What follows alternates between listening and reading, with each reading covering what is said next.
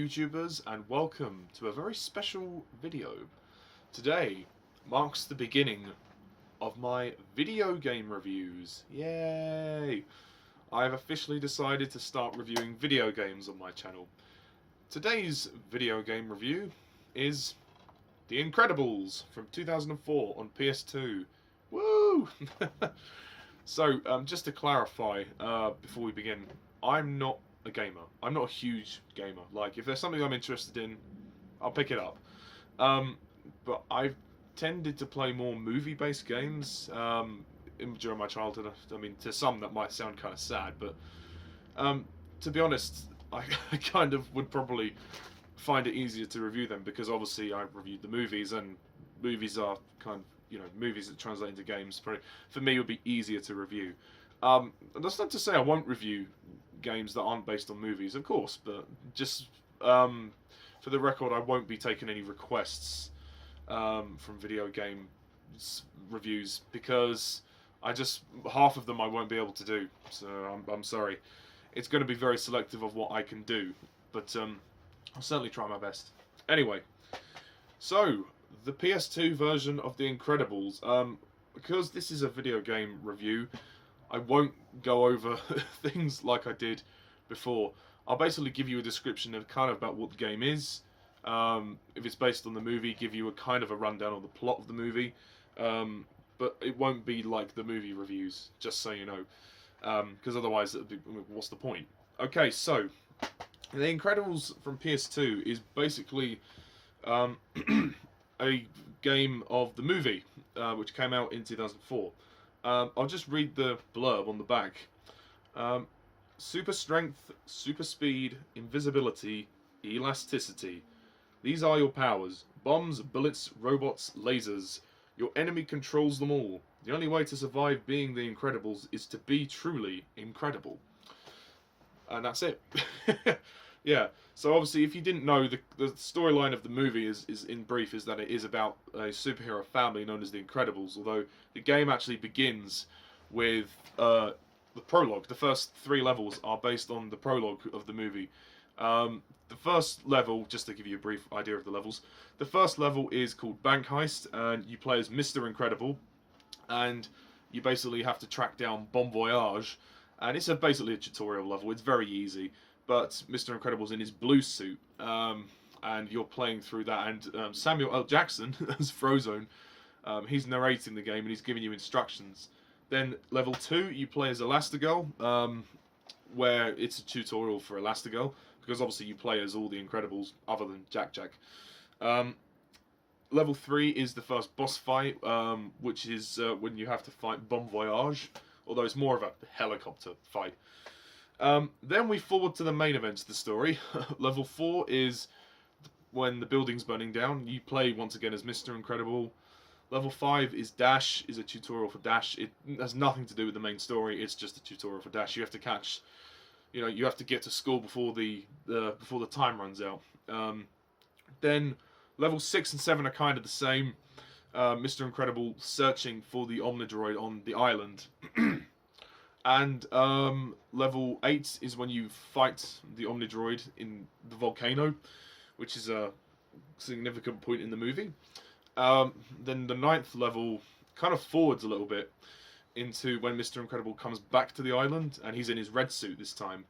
And it's kind of similar to levels 6 and 7. You're kind of just going through, blasting the enemies, trying to find the other Omnidroid again. So it's kind of a repeat of what we had before. Level 10 is the second fight with the Omnidroid. It's essentially the same, it's just a little bit more challenging. Level 11 is called Syndrome's Base, where Mr. Incredible sneaks into the base. Level 12 is when you play as Elastigirl. She's looking for Mr. Incredible. And the puzzles are getting significantly harder. Level 13 is the last time you play as Dash, when you run away from the jungle cutters and the enemies in the forest, not the forest, in the jungle, sorry. Level 14 is the one and only level you play as Violet, where you have to use stealth to evade the guards, and Violet can't attack the guards, and the invisible meter will run out very quickly, so just be aware of that. And then level 15, you play as Dash and Violet in a level called Incrediball, where you mainly take control of Dash. Violet's just kind of holding the force field over the two of them. It's a really cool part in the movie, and they stretched it out to a very cool level. It's probably the best level in the game, actually. Then the last few levels, level 16 is the last time you play as Elastigirl, Secret Lava Labs. Ugh, I hate that level. Really hate that level. Then you play the same level, but from Mr. Incredible's point of view, because you have the same cutscene. And he basically has to try and turn the rocket on, try and launch the rocket, launch another rocket. It's a long level, and then the final level is the last boss fight with the Omnidroid. Although you don't have to go through the same stuff as you did previously, it's a little bit easier. And yeah, that's pretty much all the levels. There's 18 levels, and aside from the levels, you've got an arena challenge at the end where you can play as Mr. Incredible or Elastigirl, and you can basically just fight waves of enemies until it finishes. So yeah, it's quite fun. So overall, really, to kind of sum it up, how is it? I think this is a very good game. I think it's very, very impressive for a movie game. Movie games are not considered to be all that because they're kind of rushed out to coincide with the releases of the movies. But I think this is very good. It definitely captures the feeling of the movie, which is excellent. And I used to play this so much as a kid. There are some very tricky levels. There are some puzzles which can be a little bit mind-numbing. You think, hang on, what the hell? Where are we? So you've got to really kind of pay attention as the game goes on. The first 3 levels are very easy, but once you pass them, it starts to get progressively more difficult. I think the best character to play as by default is Mr. Incredible, just because of the combat. Although you do play as him for 90% of the game, so you kind of just get used to him, more or less. I think Violet is probably my least favourite character to play as. I mean, she's still alright, but her level is frustrating. Trying to get through unseen. A little bit frustrating. Elastigirl's not too bad. She's quite fun. And Dash, I mean, you don't play as Dash very much, but his gameplay is literally just kind of running. But yeah, I mean, the Incredible level is great. The graphics actually aren't too bad for a game that came out in 2004. I mean, if you can pick this game up, it'd be pretty cheap now. I definitely recommend it. It was made by THQ and Heavy Iron Studios. Quite a lot of studios got a hand in this. Obviously, it's a Disney product as well. I would have liked to have seen a similar game for The Incredibles 2, but obviously Incredibles 2 came out 14 years after this, so yeah, the odds of that happening. And it kind of follows the movie. Even if it extends little bits and changes a few things. But if you watched the game, if you watched the movie and then played the game, you would understand what was going on, but I would recommend you watch the film first before you play this game, because, yeah, there are disappointments to this. I think there should have been more to the last level. The last level was kind of rushed with the Omnidroid. I think after that, you should have had a boss fight with Syndrome, especially as the film doesn't end after the Omnidroid dies. The film ends after Syndrome is defeated, so it would have been great to have a boss fight with Syndrome. That would have been a good chance to play as Jack Jack. I think that would have been a nice way to end the game, actually, a nice surprise. Yeah, I think that would have been great. I do think some of the, the enemies are repetitive and take forever to kill, especially towards the end of the game, when you get to Secret Lava Labs and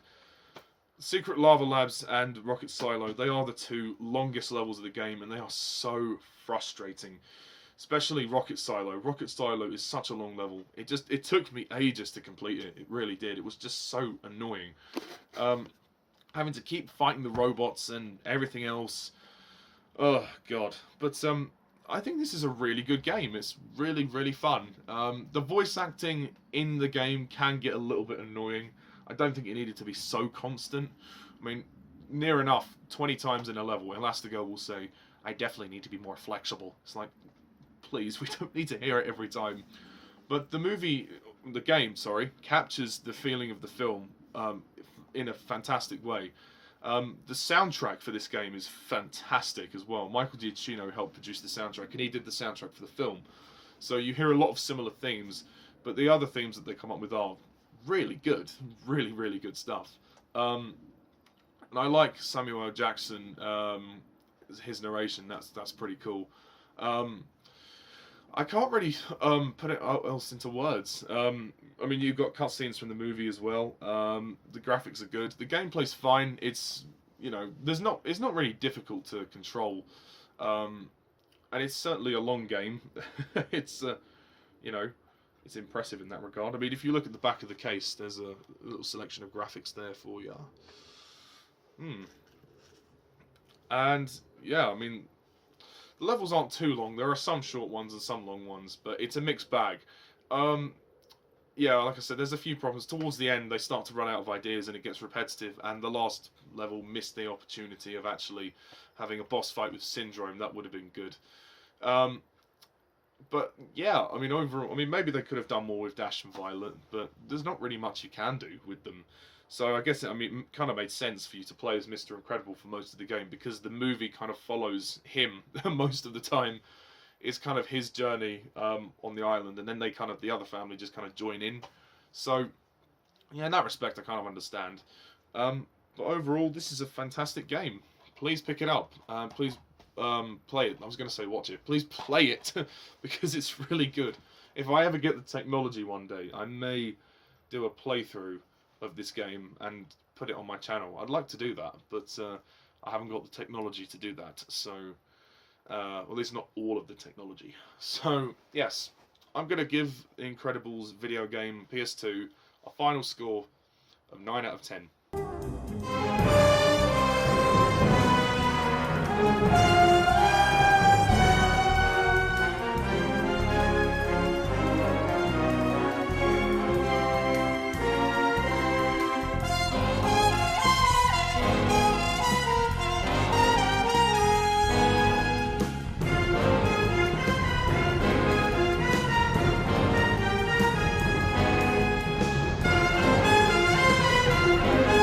Really good stuff, and the game was directed by Shiraz Akmal, who did a great job. Yeah, I really was impressed. I really was impressed by this game. I still am. I occasionally pop it in and play it in the PS2. It's great. Yeah, sadly they didn't do an Incredibles 2 game. They did release another Incredibles game about a year or so after this, called Rise of the Underminer, which of course was meant to be a sequel. I mean, the movie never got made. I mean, The Incredibles 2 only came out last year, so, you know, and it kind of ignored the game. So the game is kind of, in terms of the canon, it's not canon or anything, but it's a fun play. So I may review that game at some point as well. But yeah, no, great stuff. And obviously the latest game of The Incredibles was the Lego game for The Incredibles, which enabled you to play through both Incredibles 1 and 2. So, okay, so yeah, thanks guys for watching. Please let me know what you thought of this review. Please comment down below, let me know. And stay tuned for more movie, video game reviews, and possibly other game reviews. So, until next time, thank you all for watching, and as always, I'm Mr. TARDIS11. See ya.